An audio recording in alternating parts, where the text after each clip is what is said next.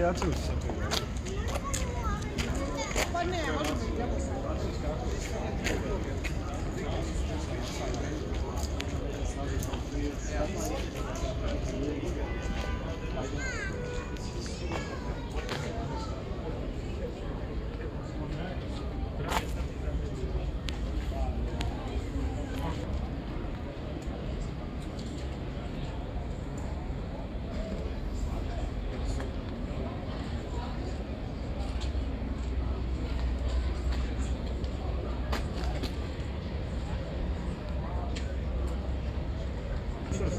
sa mašinskog fakulteta kako se to zanimljivo.